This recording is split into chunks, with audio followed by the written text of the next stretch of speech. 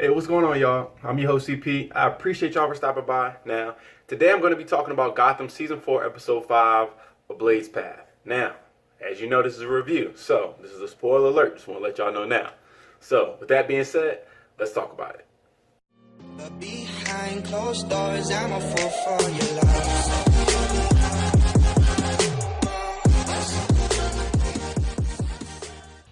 So the three main topics that they talked about this episode are Butch becoming Solomon Grundy, the whole relationship between Ra's al Ghul, Bruce Wayne, and his mysterious knife, and the developing relationship between Sofia and Penguin.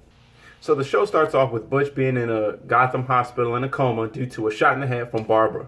And because of Gotham's fine establishments, his body is ended up dumped into a swamp of toxic waste. And because of this, he then becomes Solomon Grundy.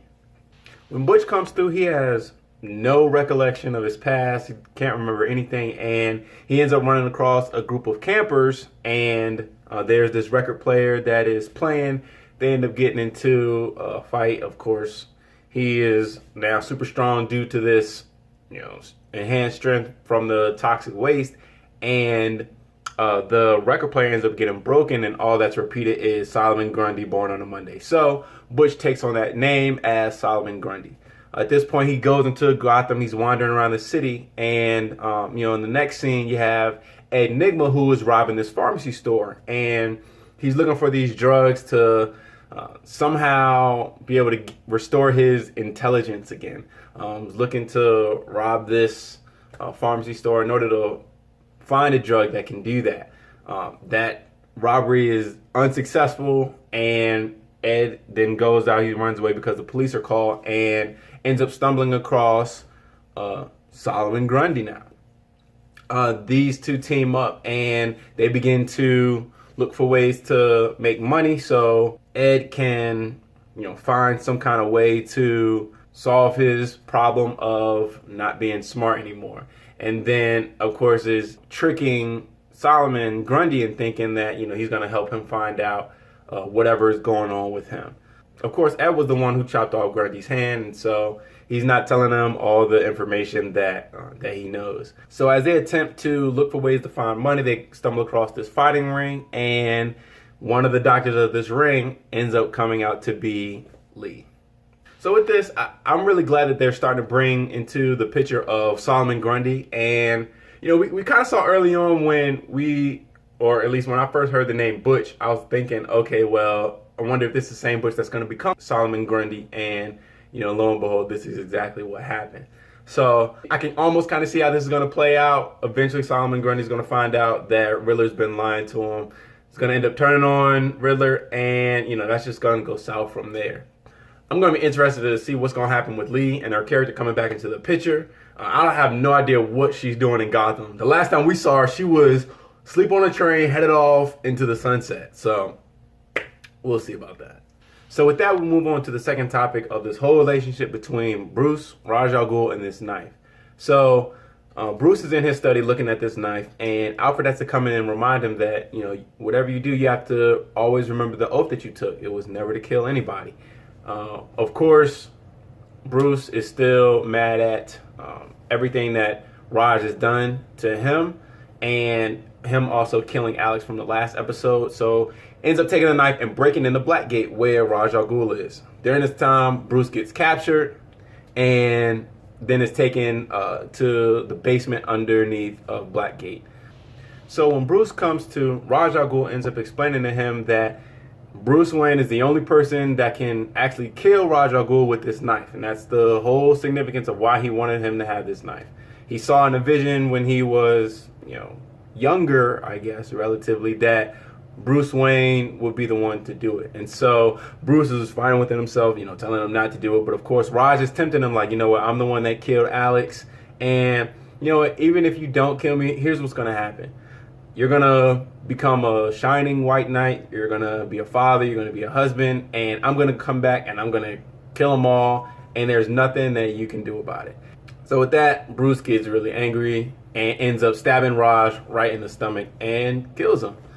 And with that, Jim Gordon and Alfred end up coming, and they end up finding out that he was under Blackgate when they walk in, you see Raj Al Ghul that's, turned to ash and his skeleton is showing. And what ends up happening is that Gordon covers for Bruce for murder. That's exactly what he does. He covers him for murder. He said, you know what? I don't know what I saw.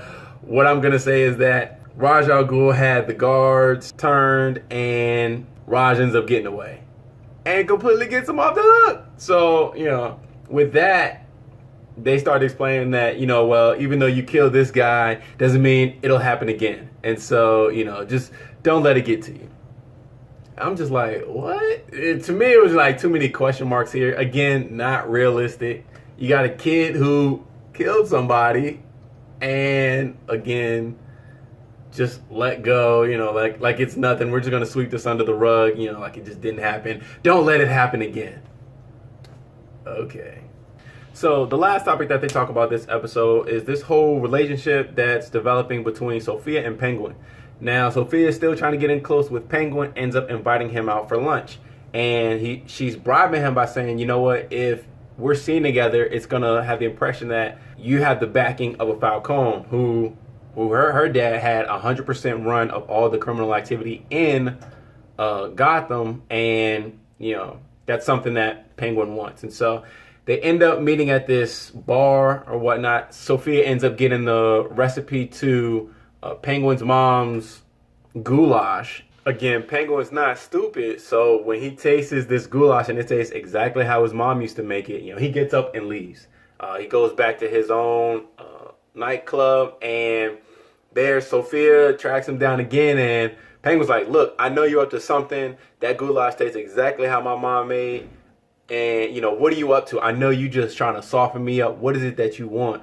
So Sophia's like, I just wanted to do something good for you, without anything in return. Haven't you had anybody do something like that for you?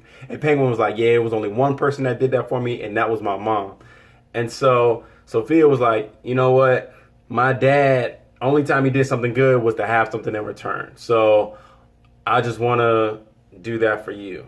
Penguin goes to sit down and looks like, there's something, his foot or his ankle is hurting, and he's saying it's because of the cold. Sofia goes down and was like, Dad used to say that anytime there's a bruise, you're supposed to put ice on it. But her mom was like, you know what? Ice is going to make the pain even worse. What you should do is put warmth on it. So she puts her hands on his ankle, and you definitely start to see Penguin soften up. So I think with this, it was really, that Penguin is definitely going to be cautious. He didn't get to where he is now just by, going off of pure uncautiousness. He's always cautious with all the steps that he takes. And so with this, Sofia is constantly chipping away at him being, this kind of uptight, closed in, person, and is beginning to open up. So we can start to see Sofia starting to get in close, and we'll eventually start to see how that's going to continue, how she's going to may end up taking over that position that Penguin has. But I don't know, I'm interested to think, what do you all think about this episode? I think overall, I give this episode, I say a 6 out of 10. To me, again, it wasn't as good as the Gotham that I've known from seasons 1, 2, and 3, and I really hope that it's going to get back to that point. But I'm interested to know, how do y'all feel about Lee coming back into the picture? She's been going and coming all of last season, and now that she's back into the limelight again, how y'all feel like that's going to develop? Comment down below. Let's talk about it. I want to hear from you guys and see what you think. But I definitely appreciate y'all for watching. This is Commentary with CP, and I'll check you all in the next one. Peace.